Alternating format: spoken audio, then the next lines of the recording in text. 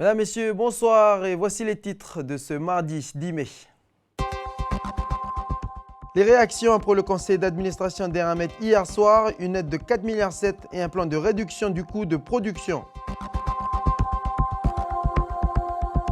La formation des délégués de classe, les élèves du collège de Payamboué, fraîchement élus par leurs camarades, font leur premier pas dans leur nouvelle fonction. La prochaine sortie du championnat de pêche sportive est prévue le 28 mai prochain. On vous propose en fin de journal de découvrir cette discipline.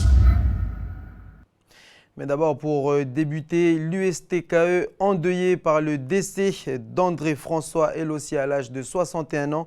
Des suites d'une longue maladie, il avait mené plusieurs mobilisations dans le secteur de la santé. Il était aussi représentant de l'USTKE au sein du conseil d'administration du CHT. On écoute le président du syndicat.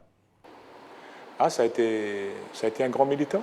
Un militant de la première heure aussi, puisque dès la création de l'USTKE, à peine créée, donc les petits frères avaient déjà pris des responsabilités au niveau de la section du CHT, Castan-Boré à l'époque.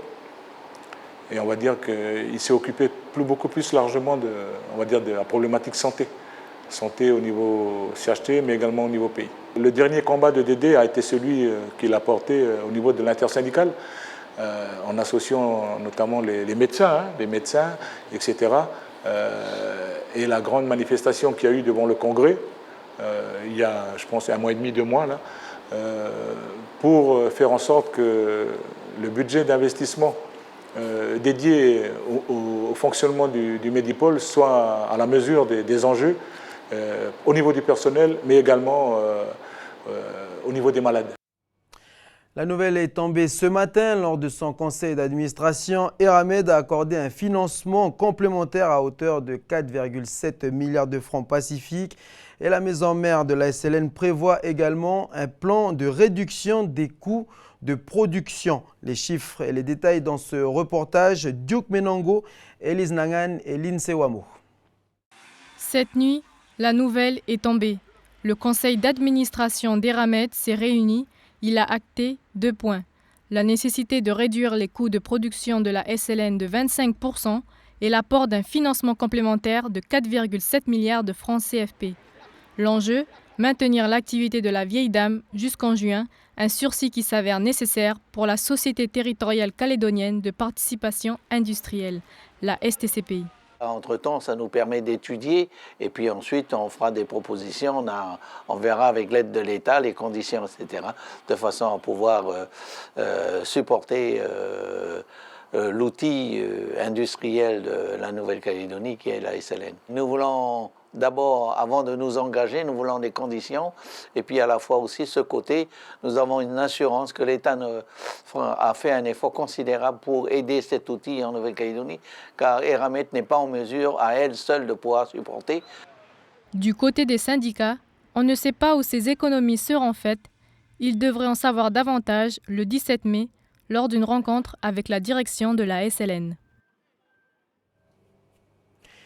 Et dans l'actualité, en bref, c'est ce soir à minuit que l'arrêté de la province sud prend fin. Cet arrêté autorisé la capture et l'euthanasie du requin tueur de Bourail, sauf qu'il reste introuvable. Et cet après-midi, Brigitte Elarbi, maire de Bourail, a rencontré le président de la province sud, Philippe Michel, pour discuter entre autres des procédures à venir, ce que l'on sait déjà à Poé. Les observations aériennes continuent et les baignades restent toujours interdites. Donc l'interdiction des baignades reste maintenue. Excusez-moi. Direction le Nord avec les institutions sportives qui fusionnent pour plus d'efficacité. C'est en tout cas le manque de moyens humains qui les ont poussés à signer un accord tripartite entre ces 3 associations, le comité provincial Nord Sport et Loisirs des Jeux intercommunaux, le comité provincial Nord Sport et Loisirs et le comité régional Sport pour tous Nouvelle-Calédonie. On écoute Guy Plazané, son président.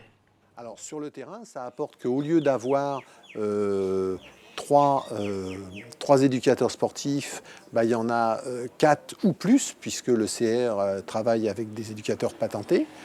Ça permet de développer des programmes qui sont la propriété du comité régional, je pense les tests de forme physique, forme plus sport, eh bien tous les éducateurs ici, qu'ils soient du CPNSL, du CPNSLJ ou du CR, ont été formés pour ça et donc développent ces programmes sur les grands marchés du Nord, dans les foires au Sud. Et puis on a maintenant l'association de la Coupe Yéwéné de la province des Îles qui nous a rejoints. Et donc à ce titre-là, ils vont eux aussi avoir des cadres techniques qui vont être formés et avec lesquels on va monter des opérations. Le collège de Payamboué a organisé aujourd'hui sa première formation des délégués de classe. Objectif, sensibiliser les élèves à leur rôle de délégués. Les premiers pas sur leur nouvelle fonction ont débuté ce matin à l'hôtel de la province Nord, Anissa Toussi. Aujourd'hui, à la place des élus, ce sont des collégiens qui siègent à l'hémicycle de la province Nord. C'est là que débute la formation des délégués du collège de Payamboué. Une visite qui leur permet de se rendre compte que l'organisation qui s'applique dans leur collège s'applique également dans les institutions et dans la société. Parmi eux, Antoine, délégué d'une classe de 5e. Il trouve cette formation très intéressante pour mener à bien son rôle de délégué. J'ai appris aussi qu'il y avait 3 vice-présidents et au début je croyais qu'il y avait que 3 aires coutumières dans la province Nord. Après, en tant que déléguée, je pense qu'elle va m'aider à mieux comprendre les élèves surtout et à mieux être à l'écoute pour continuer à les défendre pour certains. Ces 26 délégués ont été élus en fin mars dans les 13 classes que compte leur collège. Ils participent au conseil de classe et certains sont élus au conseil d'administration. Grâce à eux, les voix des élèves sont entendues dans les différentes instances de l'établissement. Cette formation des délégués a pour but vraiment de leur montrer les prémices de la démocratie, de leur expliquer leur rôle pendant l'année, qu'est-ce qu'on attend d'eux. Moi particulièrement, je vais devoir leur faire confiance pendant une année. Les délégués ont également pour but de porter les projets de leur classe. Antoine veut créer un concours en partenariat avec les Bouchons du Cœur, une association qui récolte les bouchons. Fin juillet, ils proposeront leur premier projet lors de l'inauguration de leur collège. Et on enchaîne avec la presse internationale et notamment le scandale des Panama Papers qui connaît un nouvel épisode. Aujourd'hui, le consortium des journalistes indépendants a mis en ligne une partie des documents. Des citoyens comme vous et moi peuvent donc parcourir les données présentées sur ce site. Et notre voisin kiwi semble une nouvelle fois être l'un des cœurs du système. Selon Radio New Zealand, le pays est une place idéale pour les riches qui veulent cacher leur argent. En cause, 61 000 documents qui font référence à la Nouvelle-Zélande, les franchises d'impôts, les niveaux élevés de confidentialité et de sécurité juridique auraient été vantés par les escrocs auprès de leurs clients. Et on enchaîne plutôt avec le web du Pacifique, préparé par Océane Zobler et commenté par Aurélie Chiran.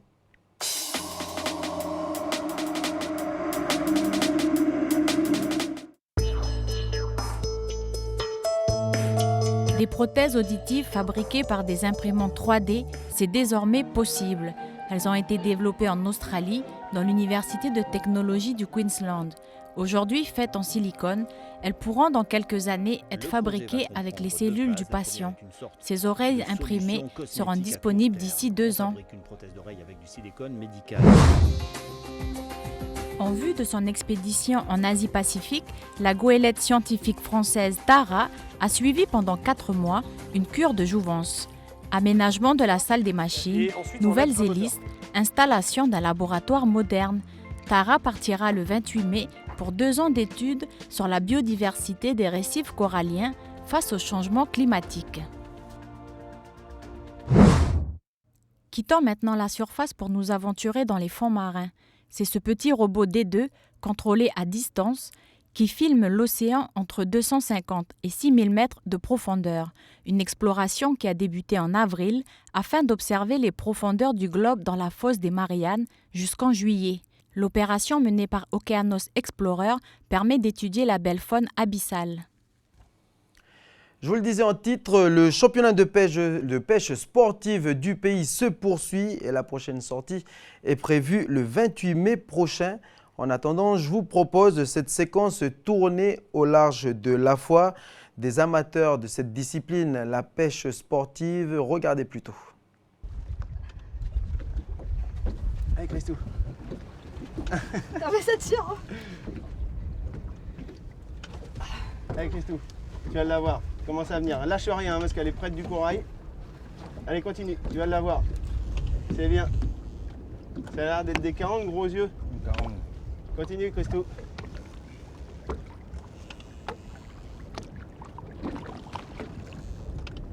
Tiens vas-y Maël, viens là, s'il te plaît maintenant. Voilà.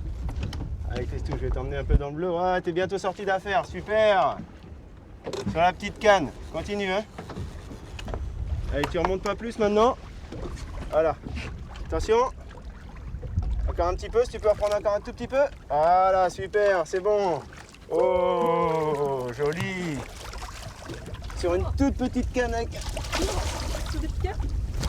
tout petit leurre.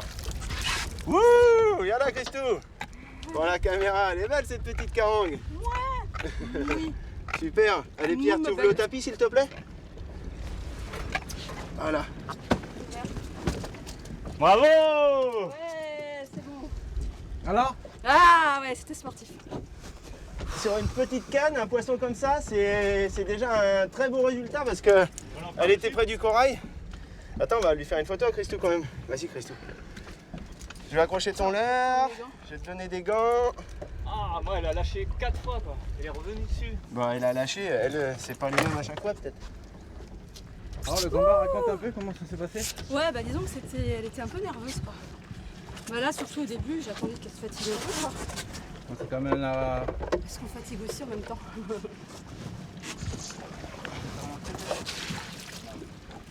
Mais ouais, c'est bien battu la coquine.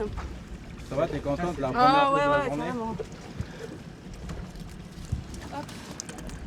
Voilà Christou. On reste là ma soeur. Voilà.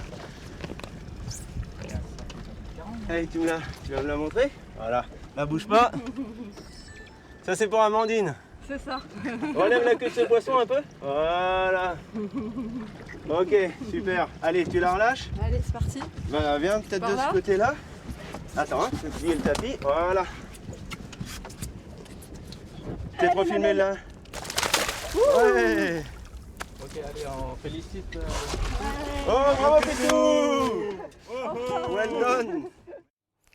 Voilà, tout est bien et qui finit bien pour cette belle carangue pêchée uniquement pour la caméra d'Ismaël Ouakasséo et la petite photo de ces passionnés. C'est un sujet sans commentaire que vous retrouverez prochainement dans le prochain numéro Entre Terre et Mer, un magazine présenté par Antoine Reyes. Voilà donc qui met un terme à cette édition. À suivre notre météo suivi de votre rubrique J'ai testé pour vous. Chloé Yentao vous attend pour une randonnée équestre. Bonne soirée à tous et à demain.